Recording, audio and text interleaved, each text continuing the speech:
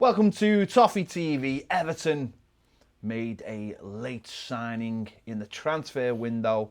It is Robin Olsen on loan from Roma for the rest of the season. Goalkeeper, backup goalkeeper. What do we know about him, Baz? What's this guy all about? Who knows? Swedish number one. It's the Swedish goalkeeper. So that's not bad. 6'5", so a bigger goalkeeper than what Jordan Pickford is. Was very good for Copenhagen and got a move to Roma for €12 million. And started off quite well at Roma, actually, his first season, the first half of his first season. He was brought in to replace Alisson, who obviously went off to Liverpool. And his first half of his first season, he was very good. But then in the second half of the season, he dropped off a little bit and found himself out the Roma team by the end of the season. And last season was a bit frustrated and went off to Cagliari on loan.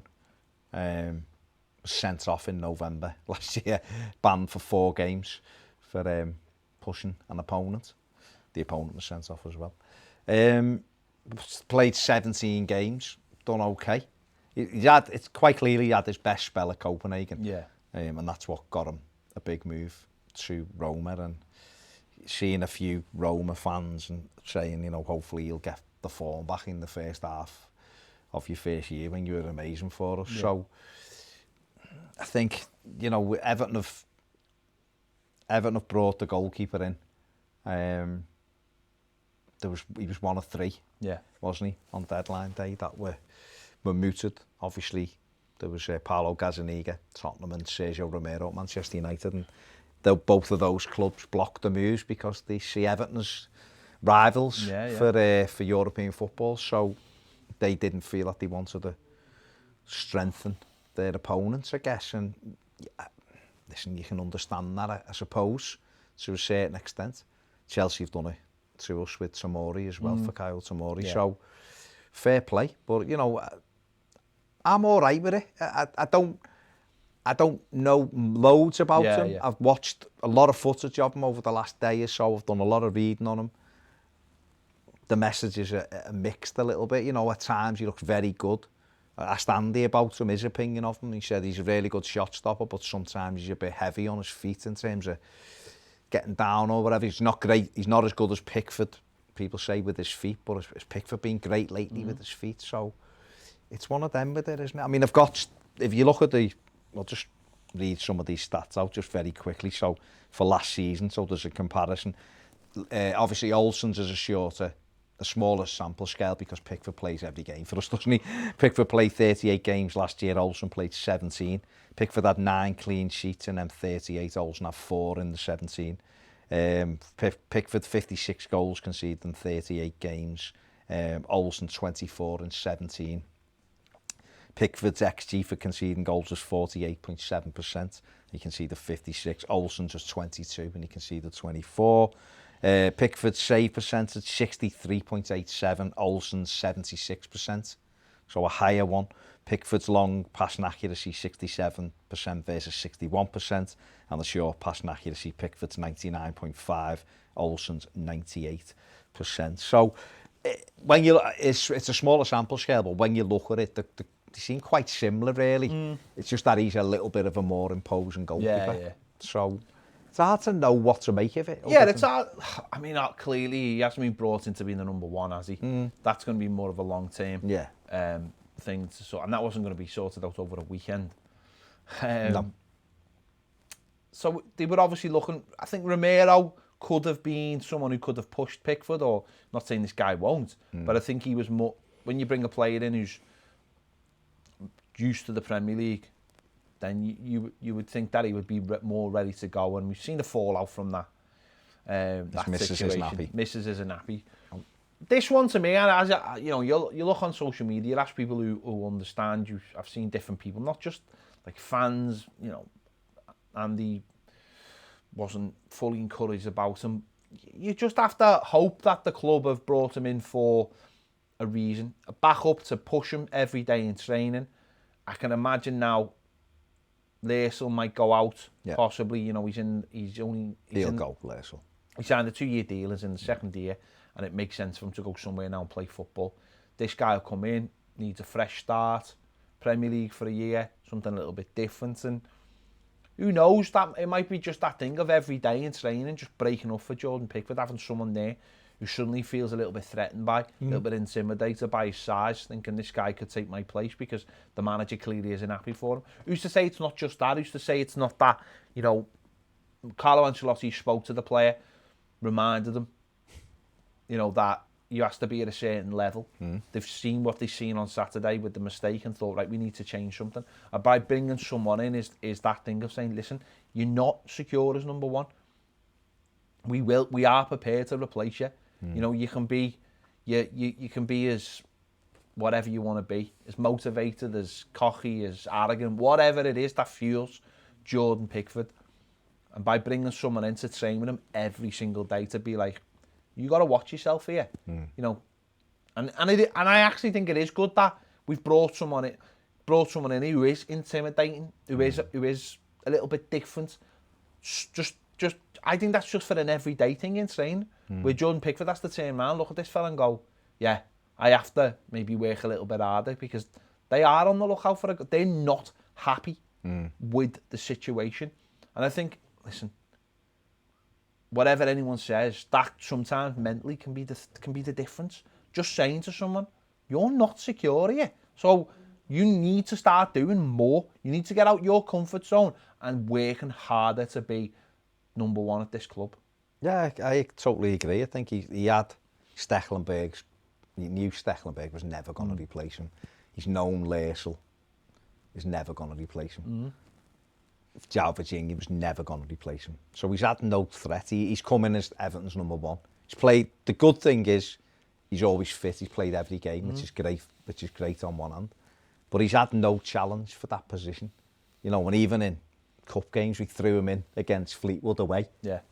You know, we put him in against West Ham, which, who's to say, if this kid wouldn't have been there, he wouldn't have played. So it is what it is with it. We're at a situation with Pickford where the manager quite clearly isn't happy with him as the number one, in terms of, I don't have to worry about him, we've got a goalie that, you know, and he's England's number one still. So for me, we were never going to correct that issue in this window, ever. We certainly weren't going to do it coming into deadline day. I know a lot of people wanted Romero. They tried to get him. It looked like it still might happen late last night. And then it did, you know, obviously Everton went with Olsen instead. Gazzaniga was another one they discussed yesterday. Spurs didn't want to let him out either. Premier League experience, of course, played last season. He'd have been a decent keeper as well.